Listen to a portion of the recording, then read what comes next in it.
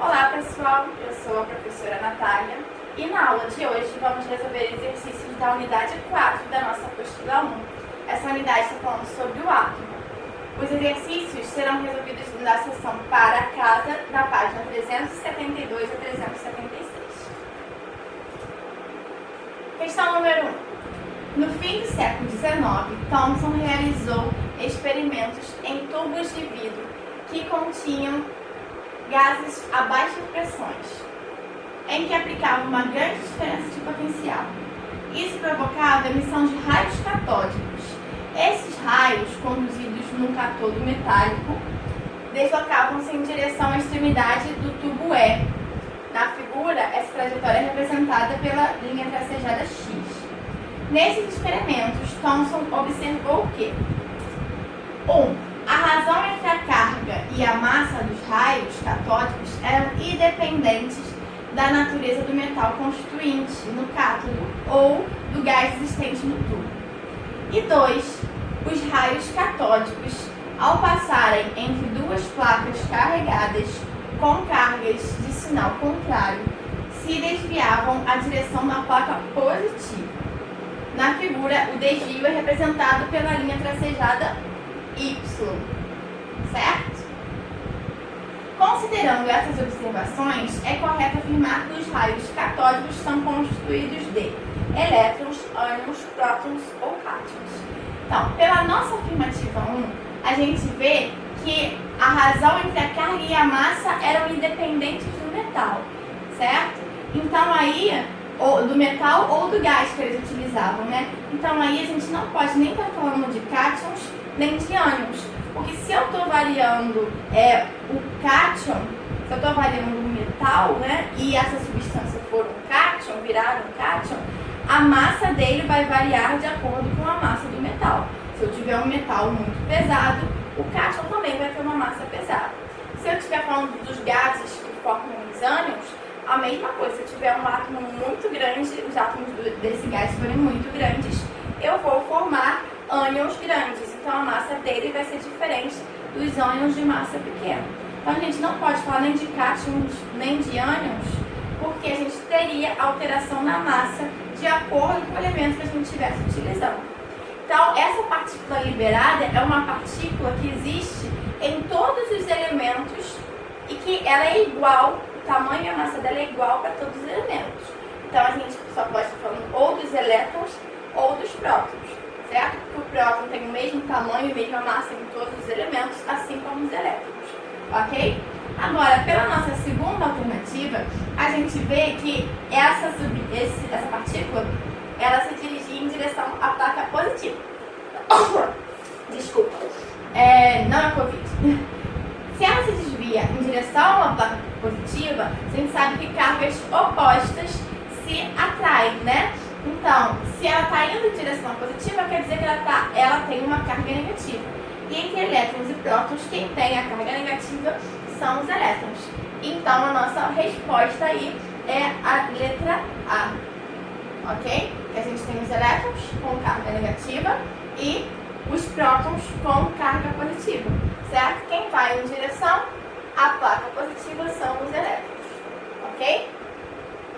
Então, vamos para a questão número 2. O entendimento da estrutura dos átomos não é importante apenas para satisfazer a curiosidade dos cientistas. Possibilita a produção de novas tecnologias. Um exemplo disso é a descoberta dos raios catódicos, feita pelo físico William Crookes, enquanto estudava as propriedades da eletricidade. Tal descoberta, além de ter contribuído para o melhor entendimento a respeito da constituição da matéria, deu origem a tubos de imagens como televisores, dos monitores e dos computadores. Alguns grandes cientistas que contribuíram para o entendimento da estrutura do átomo foram Dalton, Rutherford, Bohr e Linus Pauling. Com relação à estrutura da matéria, julgue os itens em verdadeiros ou falsos. Então, ao passar entre duas placas eletricamente carregadas, uma positivamente e outra negativamente, as partículas alfa desviam-se para o lado da placa negativa. Então vamos lá. Primeiro, o que é uma partícula alfa? Uma partícula alfa é formada por 2 prótons que têm carga positiva e 2 nêutrons sem carga. Então a carga da partícula alfa é uma carga positiva. Se ela tem carga positiva, ela vai se desviar em sentido a uma placa de carga negativa, porque cargas opostas se atraem. Então aí a gente tem uma afirmativa verdadeira. O átomo é a menor partícula que constitui a matéria. A gente sabe que não, que na verdade o átomo ele é dividido em partículas menores, prótons, nêutrons e elétrons. Então essa alternativa está falsa. Cada tipo de elemento químico é caracterizado por um determinado número de massa. Essa questão também está falsa, porque o que caracteriza um elemento químico é o seu número atômico, é o número de prótons. Por exemplo, todos os átomos que têm o número atômico 6 são átomos de carbono. Mas a gente tem átomos de carbono com massa 12, com massa 13 e com massa 14. Porém, todos eles são o mesmo elemento químico, porque o número atômico, o número de prótons é igual. A massa pode variar. Então, essa é falsa. E a última, o modelo atômico que representava exatamente o comportamento do elétron é o modelo de Rutherford e Bohr. Essa alternativa também está falsa, tá? Porque o modelo real, que seria um modelo que mostra os orbitais moleculares, os orbitais atômicos, desculpa, ele foi proposto por Schrödinger, não por Rutherford e Bohr. Então essa alternativa também é falsa. Então vamos aí colocar verdadeiro, né? E as outras falsas, certo? Questão número 3. Uma das principais partículas atômicas é o elétron. Sua descoberta foi efetuada por Thomson em uma sala do laboratório Cavendish, na Inglaterra, ao provocar descargas de elevada voltagem em gases bastante rarefeitos, contidos no interior de um tubo de vidro, certo? Então aqui nós temos 3 tubos, né? Na próxima slide a gente vai estar explicando o que significa cada um desses tubos. Então vamos lá. No tubo de vidro A, observa-se que o fluxo de elétrons, raios catódicos, colide com um anteparo e projeta uma sombra na parede oposta do tubo. Então a gente vê aqui, ó, a sombra sendo projetada, depois que os elétrons colidiram com esse anteparo. No tubo B, observa-se que o fluxo de elétrons, raios catódicos, movimenta um catavento de mica.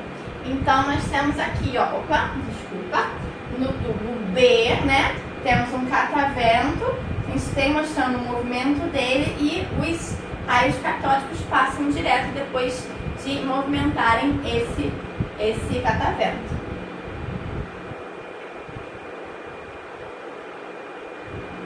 No tubo de vidro C, observa-se que o fluxo de elétrons, raios catódicos, sofre uma deflexão para o lado onde foi colocada uma placa carregada positivamente. Então, temos aqui, ó, uma placa positiva e estamos vendo os elétrons sendo deslocados em direção a essa placa positiva que tem carga oposta. Observando os fenômenos que ocorrem nos tubos, podemos afirmar corretamente que: afirmativa 1. Gases são bons condutores de corrente elétrica. Na verdade, não. Os metais são bons condutores de corrente elétrica. Os gases não. Ok? 2. Os elétrons possuem massa. São corpusculares. Eles realmente possuem massa e, por isso, eles conseguem deslocar o catavento. Eles conseguem fazer o catavento se movimentar quando eles colidem com o catavento. Só que a massa deles é desprezível em relação à massa dos prótons e nêutrons. Ele é muito menorzinho do que os prótons e nêutrons. Então, quando a gente vai contar a massa total de um átomo, a gente acaba não contando os elétrons, ok? Por quê? Imagine que eu fosse colocada numa balança e iam lá ver a minha massa, né? Se colocasse uma formiguinha na minha cabeça, a minha massa ia se alterar na balança? Não ia, porque essa formiguinha tem um peso desprezível em relação à minha massa. É a mesma coisa em relação aos elétrons com os prótons e nêutrons, ok? 4. Os elétrons possuem carga elétrica negativa. Sabemos que sim, né? Por isso eles são deslocados no sentido da carga positiva. 8. Os elétrons partem do cátodo. Se a gente voltar lá na nossa figura, a gente está vendo aqui, ó, os elétrons saindo do cátodo. Então essa alternativa aí também está correta. Os elétrons se propagam em linha reta. A gente viu que eles realmente estavam se propagando em linha reta, por isso que eles estavam formando a sombra do outro lado quando a gente botava um anteparo. E 32, o catavento entrou em rotação devido ao impacto dos elétrons na sua superfície. Também está verdadeira, ok? Então, somente a 1 está falsa. Vamos para a próxima questão, questão número 4. O chumbo é um metal tóxico, pesado, macio, maleável e mau condutor de eletricidade. É usado na construção civil, em baterias de ácidos, em munição, em proteção contra raio-x e forma parte das ligas metálicas para a produção de soldas, fusíveis, revestimentos de cabos elétricos, materiais anti-fricção, metais de tipografia, etc. No chumbo presente na natureza são encontrados átomos que têm em seu núcleo 82 prótons e 122 nêutrons. Esse é o chumbo 204. Átomos com 82 prótons e 124 nêutrons.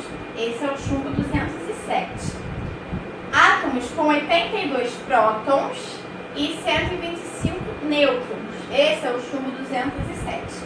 E átomos com 82 prótons e 126 nêutrons, o chumbo 208.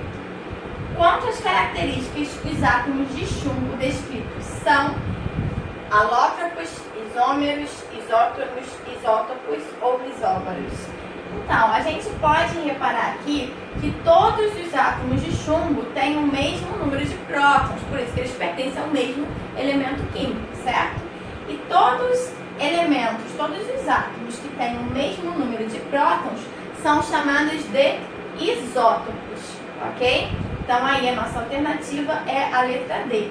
A gente tem os números de nêutrons variando e a massa deles variando, que é essa massa entre parênteses, certo? A única coisa que é constante é o número de prótons e por isso eles são isótopos. Questão número 5. Gardner discute a questão da existência de uma substância básica, a partir de qual tudo é feito. Considerando o átomo como substância básica, atribua verdadeiro ou falso. Então, vou passar aqui para o próximo slide para a gente conseguir enxergar todas as alternativas. De acordo com o modelo atômico de Rutherford, o átomo é constituído por duas regiões distintas, o núcleo e a eletrosfera. Essa afirmativa está verdadeira. Realmente, o Rutherford propôs que existia um núcleo e que os elétrons estavam à volta desse núcleo, que ele chamou de eletrosfera. Segunda afirmativa. Thomson propôs um modelo que descrevia o átomo como uma esfera carregada positivamente, na qual estavam incrustados elétrons com carga negativa. Esse é o modelo do pudim de passas, certo? Que realmente foi proposto por Thomson, ok? 3. No experimento orientado por Rutherford, o desvio das partículas alfa era resultado de sua aproximação com cargas negativas presentes no núcleo do átomo. Então, a gente já viu nas questões anteriores que as partículas alfa, elas têm cargas positivas, né? E esse desvio, na verdade, ele realmente ocorria por causa do núcleo, mas não por causa das cargas negativas existentes no núcleo, porque as cargas que existem no núcleo são positivas, são os prótons, e não negativas, ok? Então essa afirmação está falsa.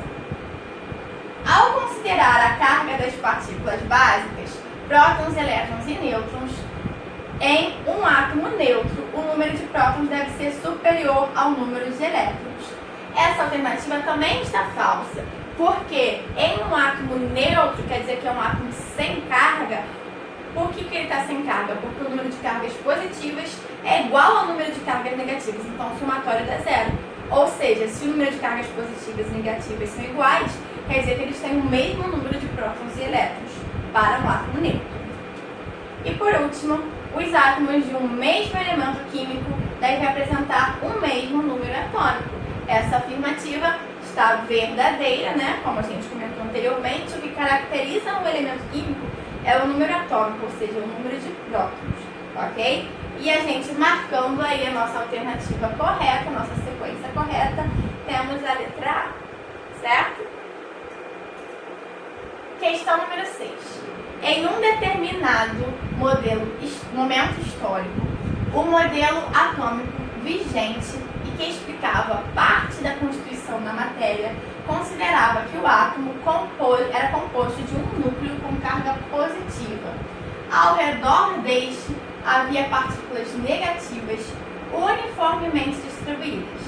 A experiência investigativa que levou à proposição desse modelo foi aquela na qual... Então, primeiro vamos pensar nesse modelo. Esse modelo era esse aqui.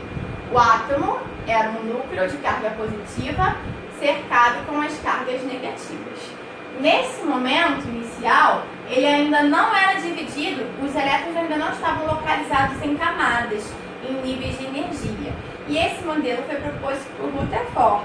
Rutherford fez um experimento, que é um experimento em que ele bombardeava as partículas alfa em uma folha de ouro, e algumas dessas partículas passavam direto e eram detectadas, e outras se desviavam, certo?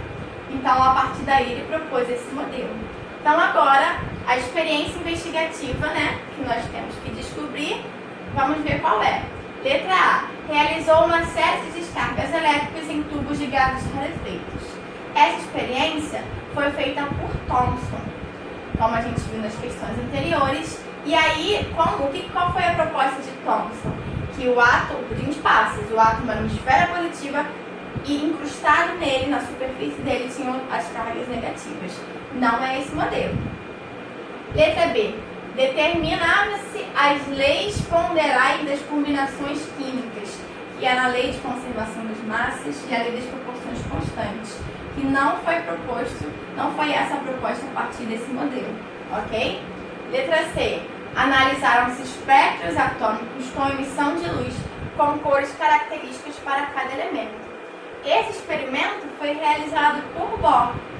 E Bohr foi quem pegou o modelo de Rutherford e organizou os elétrons em níveis de energia. E esses diferentes níveis de energia dos átomos, quando esses átomos eles eram expostos a um certo tipo de energia, como energia térmica, por exemplo, os elétrons eles eram excitados por uma camada de um nível maior, de maior energia, e depois voltavam. Quando eles voltavam, eles emitiam diferentes cores de luz, certo? Esse não é esse modelo aqui que a gente está falando. É o modelo do sistema solar, que os elétrons orbitavam em órbita, como se fossem órbitas do sistema solar, que foi proposto por Bohr, não por Rutherford. Letra D. Caracterizaram estudos sobre radioatividade, dispersão e reflexão das partículas alfa. Essa é a nossa resposta, certo? Porque é o que eu expliquei. O experimento de Rutherford que levou a esse modelo, ele bombardeava as partículas alfa, né? Que são partículas a partir de elementos radioativos, né? E conseguiram propor esse modelo.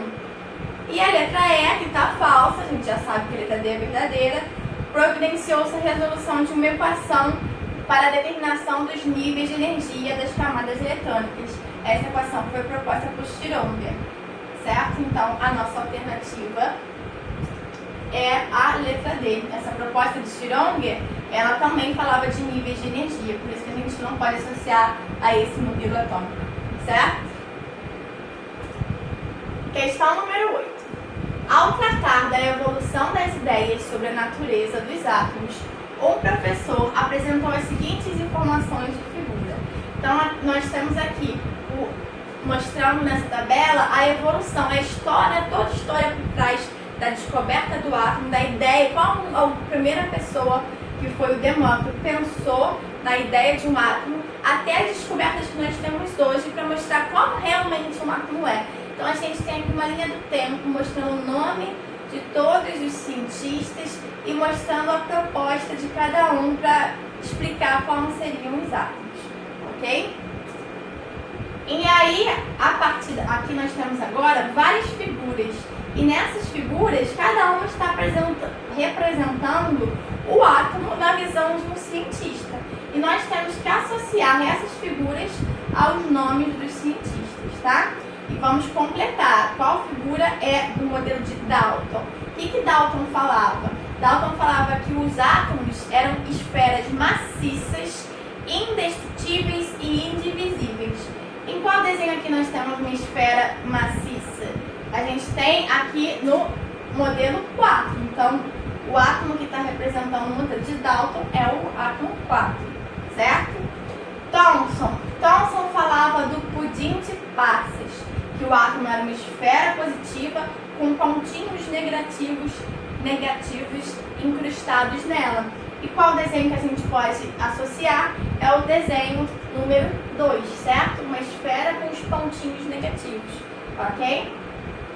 Rutherford dizia que existia um núcleo que era positivo e que os elétrons ficavam dispersos, né, à volta desse núcleo. O modelo que representa isso é o modelo 5, certo? Nós temos os elétrons circulando à volta do núcleo.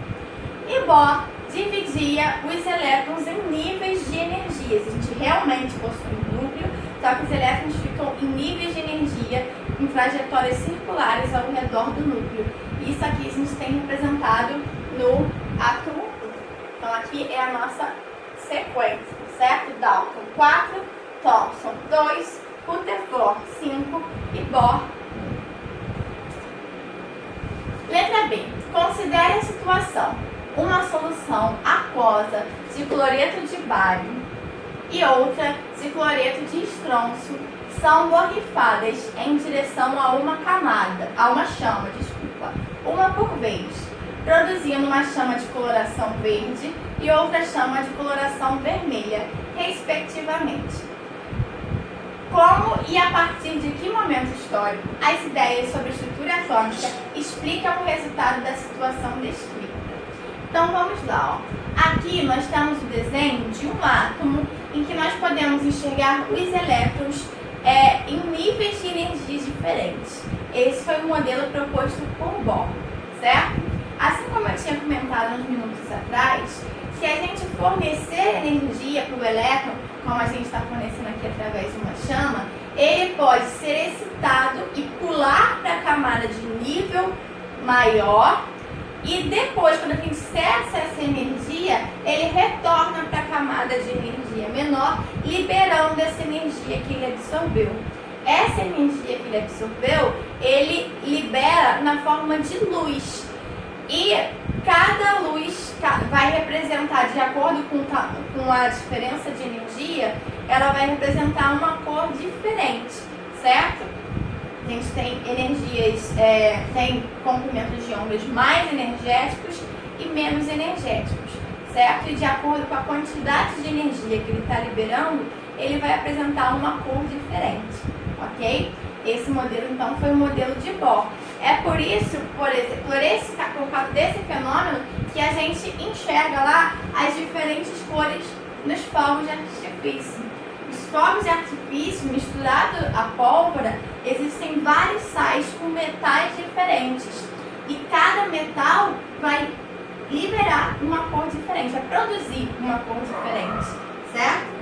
Por isso que a gente consegue. Por que ele produz cores diferentes? Porque eles têm tamanhos diferentes. Se eles têm tamanhos diferentes, alguns elétrons vão estar mais próximos do núcleo, então a gente vai precisar de uma energia maior, porque eles estão mais atraídos pelo núcleo. Outros vão estar mais distantes do núcleo, então eles estão mais soltos, vamos dizer assim, estão mais distantes, estão menos atraídos pelo núcleo, estão mais soltos, ok? Então é uma outra quantidade de energia que a gente precisa e vai produzir um outro tipo de cor, beleza? Então vamos lá a nossa resposta. Nós estamos falando do modelo de Bohr, em que o átomo era composto de níveis de energia e o elétron estaria girando em órbitas circulares com energia constante.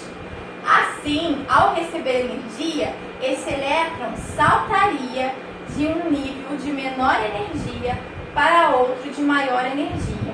e ao retornar ao estado fundamental, emitiria essa energia em forma de luz visível, sendo que cada elemento emitiria a luz em um comprimento de onda característico, produzindo diferentes cores.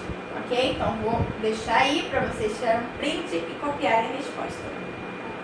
Então, vamos lá para a próxima questão. Questão número 9.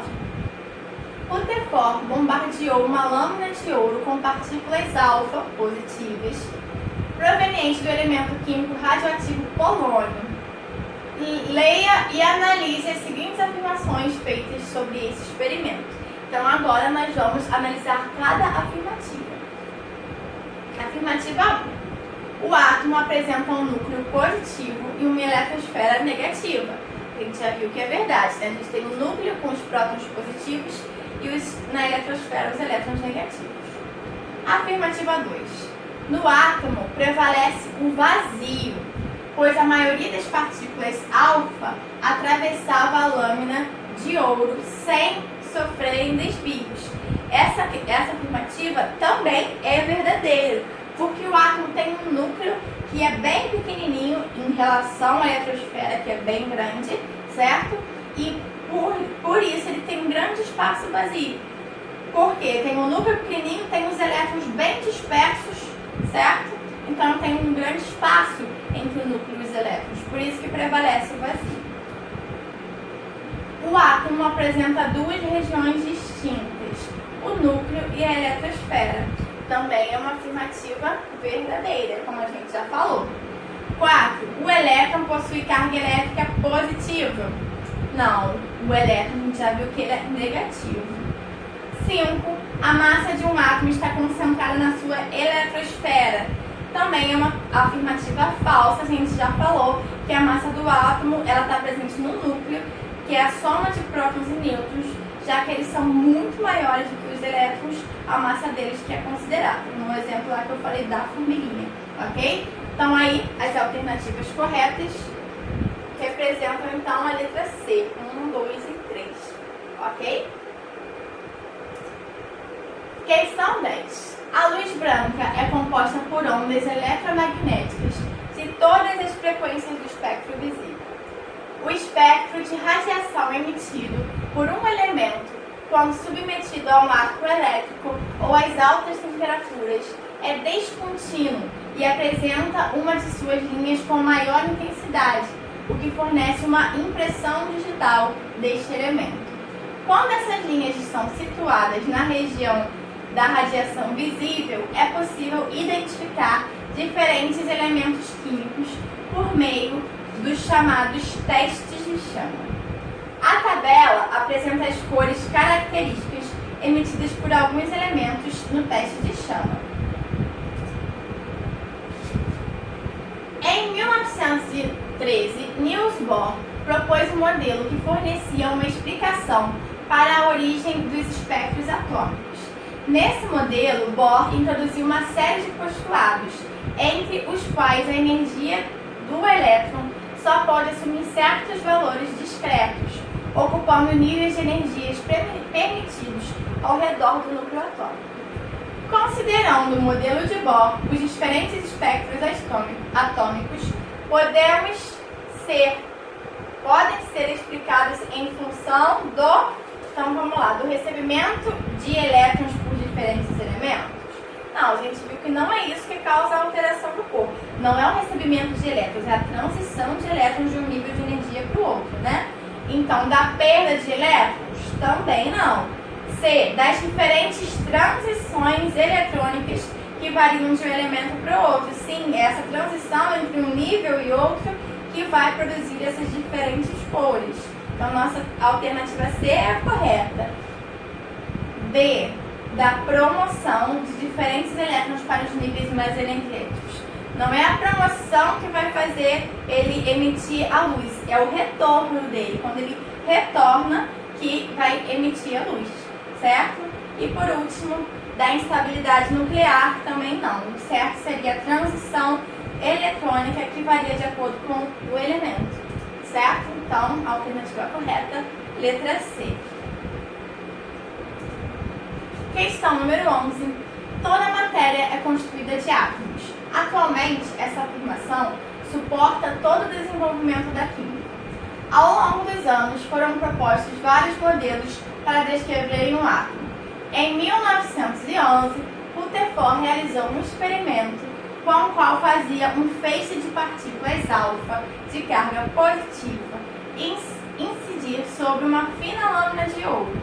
Com esse experimento, observou que a maior parte dessas partículas atravessavam a lâmina sem sofrer qualquer desvio.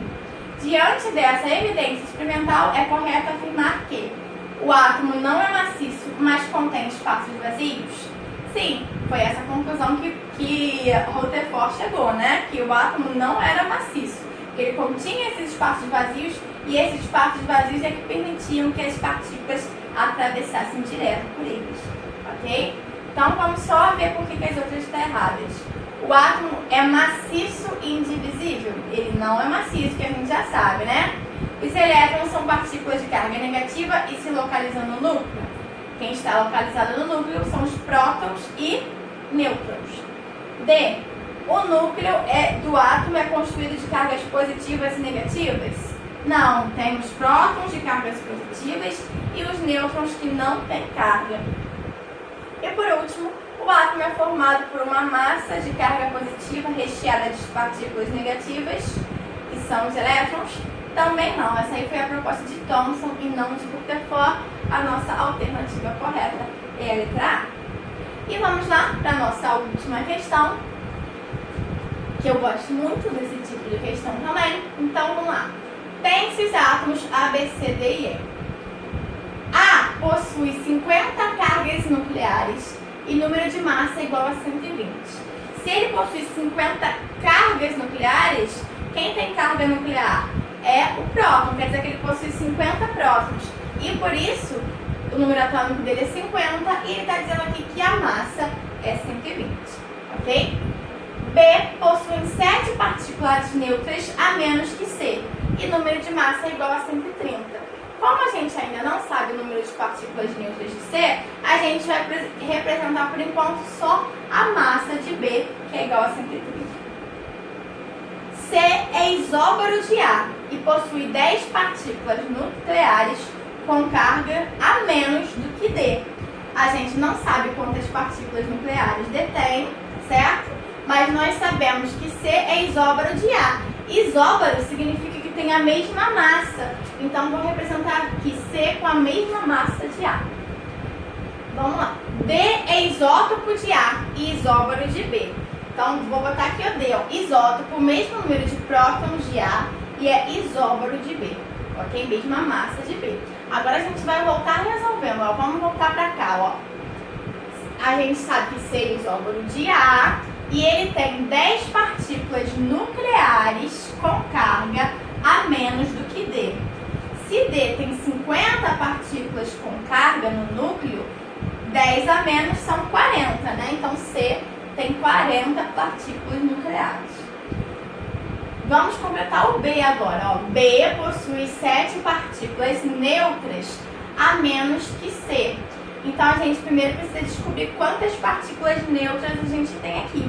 Como a gente sabe que a massa é a soma de prótons e nêutrons, e os prótons aqui eu tenho 40, então eu vou fazer, ó, 120 menos 40, vou achar aqui o número de nêutrons, que é 80. A gente sabe, ó, que B possui 7 partículas neutras a menos. Então, se aqui eu tenho 80 partículas neutras, aqui eu tenho 73, certo? Então, eu vou colocar aqui, ó, na minha fórmula, ó, massa é igual a prótons mais nêutrons. Eu sei a massa, que é 130, eu sei o número de nêutrons, que é 73, e vou descobrir o número de prótons. Resolvendo essa continha aí, eu vou achar que ele tem 57 prótons. Número atômico 57. E vamos para o E agora. E é isótono de C e isoeletrônico de B. Se ele é isótono de C e isoeletrônico de B, a gente está vendo que ele é um átomo neutro, a gente não fala nada de carga, certo? Se ele é isoeletrônico de B, quer dizer que ele tem o mesmo número de elétrons de B. B não tem carga, ele é neutro. Então, se ele tem 57 prótons, ele tem 57 elétrons, desculpa. Se ele é isoeletrônico, ele também tem que ter 57 elétrons e 57 prótons, já que é um átomo neutro, ok? E ele é isótono de C, ou seja, ele tem o mesmo número de nêutrons de C, que é 80. Vou jogar mais uma vez aqui na minha fórmula. A é igual a P mais M, certo? Eu quero descobrir a massa, eu tenho que prótons é 57 e número atômico e nêutrons é 80. Vou somar aí e vou achar a minha massa, que é 137. Então aqui eu tenho todos os meus átomos descritos, ok? E por hoje é só. Vejo vocês na semana que vem, na próxima aula. Até lá!